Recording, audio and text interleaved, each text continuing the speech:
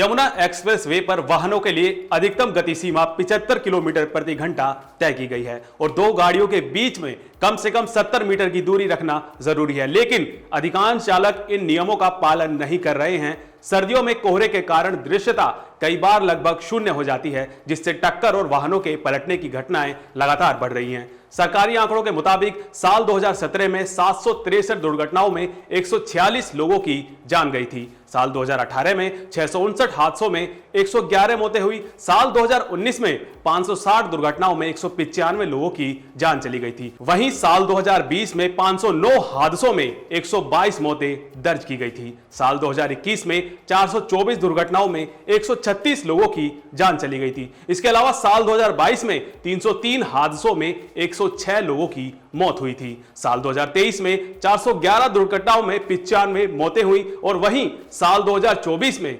528 हादसों में 112 लोगों की मौत हो गई थी। वहीं साल 2025 में साल अभी खत्म भी नहीं हुआ और अब तक दुर्घटनाओं की संख्या 1198 तक पहुंच चुकी है, जो हालात की गंभीरता को दर्शाती है। हर दिन करीब 30,000 वाहन यमुना एक्सप्रेसवे से होकर गुजरते हैं। भारी वाहनों और तेज रफ्तार से चलने वाली कारों की अधिकता के कारण दुर्घटनाओं का खतरा और बढ़ता जाता है। वाहन चलाते समय नींद आना, तय गति सीमा से अधिक रफ्तार और सुरक्षित दूरी न बनाए रखना हादसों की प्रमुख वजह मानी जा रही है। यमुना एक्सप्रेसवे टोल प्रशासन के अनुसार रात के समय बाहरी वाहन चालकों को मुफ्त चाय दी जा रही है और सुरक्षित यात्रा को लेकर जागरूकता पर्चे वितरित किए जा रहे हैं। हल्के वाहनों के लिए 75 किलोमीटर प्रति घंटा और भारी वाहनों के लिए 60 किलोमीटर प्रति घंटा की गति सीमा निर्धारित की गई है। इसके अलावा बड़े वाहनों पर स्लिप लेवेयर टेप लगाए जा रहे हैं और जरूरत के अनुसार सुरक्षा इंतजामों को और मजबूत किया जा रहा है।